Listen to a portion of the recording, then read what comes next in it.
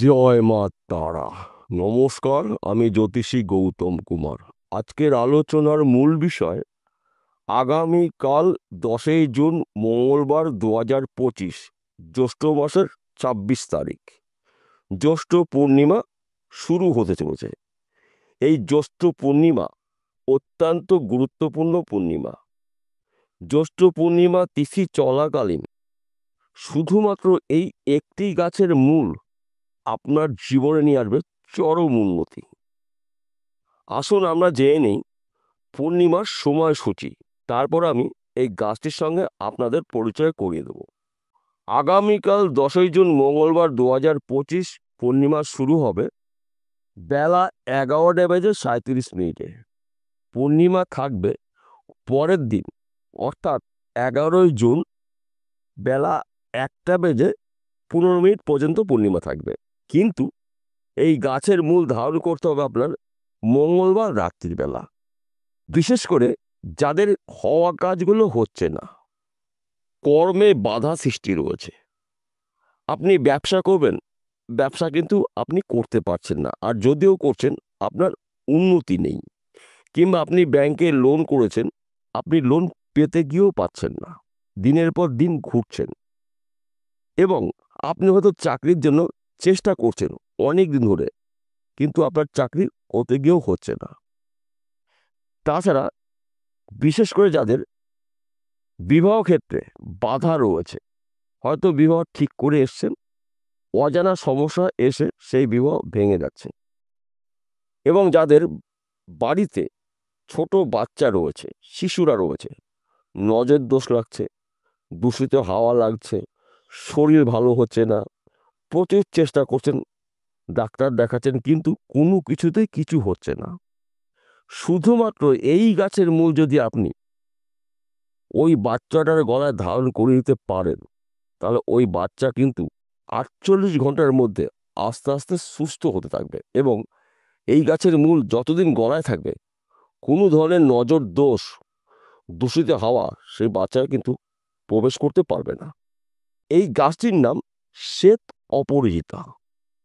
অপরাজিতা গাছ কিন্তু দু রকমের আছে, একটি ফুল হয় নীল বা বেগুনি, আর একটি গাছের ফুল হয় সাদা। আপনার প্রয়োজন কিন্তু সাদা গাছের মূল, অর্থাৎ সাদা শ্বেত অপরাজিতা গাছের মূল আপনার দরকার। এইবার বলছি কিছু নিয়ম আপনাকে পালন করতে হবে। 10 তারিখ অর্থাৎ আগামীকাল সকালবেলা গঙ্গার স্নান করবেন ব্রহ্ম সময়, ভোর 4টের থেকে 5:30টার মধ্যে আপনার গঙ্গার স্নান সেরে নিতে হবে।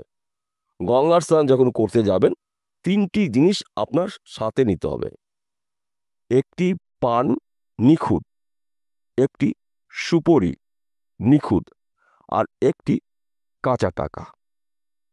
গঙ্গা স্নান করে মা গঙ্গার নমস্কার করে আপনি কোন কাজে এই গাছের মূল ধারণ করবেন সেই বিষয়টা বলবেন, বলে পুজো দিয়ে মা গঙ্গার নামে পান, সুপারি এবং একটা টাকা উৎসর্গ করে আপনি বাড়ি চলে আসুন। এবার গঙ্গা স্নান করে এসে আপনি যাবেন শ্বেত অপরাজিতা গাছের গোড়ায়, গিয়ে গাছটিকে নিমন্ত্রণ করবেন, বলবেন, হে বৃক্ষরাজ, আমি আজ সন্ধ্যাবেলায় তোমার কাছ থেকে একটি মূল নিতে আসব, তুমি আমার বিপদ থেকে মুক্তি দিও। নমস্কার করে 3টি তুলি দিয়ে চলে আসবেন বাড়িতে। সন্ধ্যাবেলা যখন চন্দ্রদেব উদয় হবে অর্থাৎ চাঁদ, তখন আপনারা ওই গাছের গোড়ায় যাবেন, গিয়ে ধূপকাঠি মোমবাতি দিয়ে একটু পুজো করবেন। পুজো করে একটি মন্ত্র আপনাকে জপ করতে হবে, ওং অপরাজিতায় নমঃ, ওং অপরাজিতায় নমঃ। এই মন্ত্রটি 7বার আপনি জপ করবেন এবং 7টি পাক দেবেন ওই গাছের গোড়ায়, দিয়ে পূর্ব দিকে মুখ করে একদমে ওই গাছের মূল শিকড়টা আপনাকে কেটে নিতে হবে। কেটে নিয়ে আপনি আর মাটি স্পর্শ করাবেন না ওই মূলটাকে। ওই মূলটাকে এবার আপনি বাড়িতে নিয়ে এসে পবিত্র জায়গায় রেখে দিন। প্রথমে গঙ্গা জল দিয়ে ধুয়ে পরিষ্কার করে সে চন্দন ওই গাছের মূলে আপনি লাগিয়ে দিন সারা জায়গায়। লাগিয়ে দেওয়ার পরে আপনার যদি দীক্ষা নেওয়া থাকে, গুরু মন্ত্র জপ করবেন ওই গাছটি 2 হাতের মাঝখানে রেখে জোড়হাত করে। এবং আপনার যদি দীক্ষা নেওয়া না থাকে, আপনি যেই দেবতার ভক্ত হন না কেন, শিব হতে পারে, কালী হতে পারে, মনসা হতে পারে, ওই ঠাকুরের বীজ মন্ত্র 108 বার জপ করবেন এবং কোন কাজে আপনি ব্যবহার করবেন সেই বিষয়টাও কিন্তু বলবেন। 7 বার ধূপকাঠি দেখাবেন, প্রদীপ দেখাবেন, দেখিয়ে একটি লাল কাপড়ের মধ্যে ওই শিকড়টা আপনার পুড়ে দিতে হবে। যেই ব্যক্তি ধারণ করবে সেই ব্যক্তির হাতের আঙুলের 3 কর মাপে নিতে হবে। নিয়ে ওই লাল কাপড়ের মধ্যে মুড়িয়ে রূপোর তাবিজের মধ্যে পুড়ে দিতে হবে কিংবা ঢুকিয়ে দিতে হবে। এবার আপনি হয়তো বাচ্চার গলায় দেবেন, বাচ্চাটার গলায় আপনি লাল সুতো দিয়ে পরিয়ে দিন। কিন্তু আপনাকে মনে রাখতে হবে মঙ্গলবার রাত্রিবেলা আপনাকে এই কাজটি করতে হবে, পূর্ণিমা চলাকালীন এবং চন্দ্রদেব উদয় হওয়ার সময় কিন্তু এই কাজটি করবে। অর্থাৎ আকাশে যেন চাঁদ থাকে, রাত্রিবেলা আপনাকে কাজটি করতে হবে। দেখুন ওই বাচ্চার গলায় যখনই ওই তাবিজটা পরিয়ে দেবেন, কোনো ধরনেরই হাওয়া বাতাস ওই বাচ্চাকে স্পর্শ করতে পারবে না, নজর দোষ কিন্তু লাগবে না। এবার আসা যাক কর্মক্ষেত্র বাধা। তাহলে আপনাকে কি করতে হবে? আপনি যদি পুরুষ হন, আপনার ডান হাতের 3 কর মাপিক এই শিকড়টাকে নিতে হবে, নিয়ে লাল কাপড়ের মধ্যে পেঁচিয়ে দিয়ে রূপোর তাবিজের মধ্যে আপনি ঢুকিয়ে দিয়ে কিংবা পুড়ে দিয়ে মোম দিয়ে মুখটা সিল করে আপনার ডান হাতে ধারণ করুন এবং কি কাজে আপনি ব্যবহার করছেন সেই বিষয়টা মনে মনে প্রার্থনা করে ধারণ করুন। দেখুন 48 ঘন্টার মধ্যে আপনার মধ্যে পরিবর্তন দেখতে পাওয়া যাবে। তাছাড়া যেই সব মানুষ রাত্রিবেলা একা চলতে পারে না, ভূতের ভয় পায় কিংবা হেঁটে গেলে মনে করছে পিছনে কেউ হেঁটে যাচ্ছে, তাদেরও কিন্তু এই গাছের মূল দুর্দান্ত কাজ করবে। কিংবা আপনি হয়তো কার সঙ্গে কথা বলছেন, ভালো কথা বলছেন, কিন্তু আপনাকে কেউ গুরুত্ব দিচ্ছে না, পাত্তা দিচ্ছে না, আপনাকে অবহেলা করছে, এই গাছের মূল ধারণ করুন আপনি একই নিয়মে। তাছাড়া আপনি হয়তো কারো কাছে টাকা পান কিন্তু আপনাকে টাকা দিচ্ছে না, আপনি এই গাছের মূল ধারণ করে আপনি যান, দেখবেন সেই ব্যক্তির ব্যবহার পরিবর্তন হচ্ছে, আপনার টাকা কিন্তু আপনি পেয়ে যাবেন। আমি বলছি না সঙ্গে সঙ্গে পাবেন, কিন্তু সেই ব্যক্তি আপনাকে ডেট দেবে, এমনকি আপনাকে সঙ্গে সঙ্গে দিতেও পারে। এই গাছের মূলের যা পাওয়ার, যা বলে শেষ করা যাবে না। এই গাছটিকে মানা হয় মা দুর্গার একটি রূপ, শ্বেত অপরিচিতা। অর্থাৎ একসঙ্গে মা দুর্গার আশীর্বাদ আপনি পেতে চলেছেন, তার সঙ্গে মা লক্ষ্মীরও আশীর্বাদ আপনি পাবেন এই গাছের মূলে। তাই বললাম এই গাছের মূল আপনার জীবনে নিয়ে আসবে চরম উন্নতি।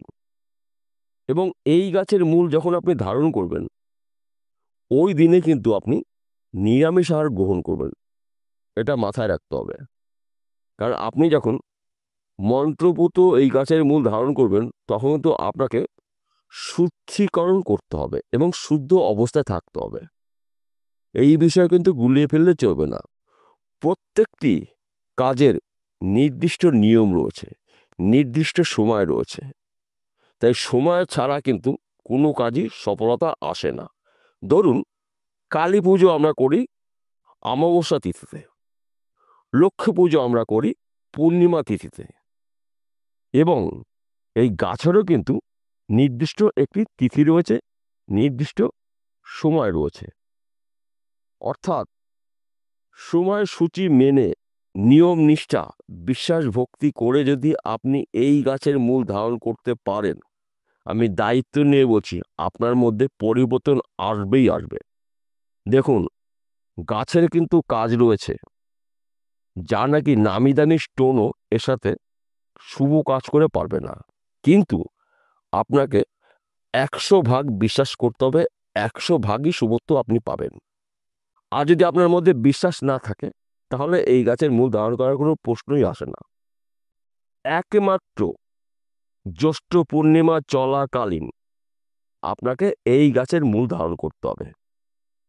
দেখুন আপনার জীবনে অলৌকিক কিছু ঘটনা ঘটবে, অর্থাৎ অশুভ শক্তিকে বিনাশ করে শুভ শক্তির আবির্ভাব আপনার জীবনে প্রবেশ করবে। কেন এই কথা বললাম? আদ্যা শক্তি মহামায়া একটি রূপ কিন্তু শ্বেত অপরাজিতা গাছের।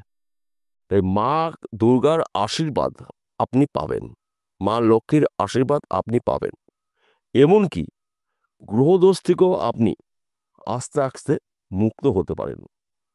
তাই আগামী দিনটা কিন্তু আপনাদের জন্য গুরুত্বপূর্ণ দিন। বিষয়টা বোঝা গেল? নমস্কার বন্ধুরা, আবার দেখা হবে।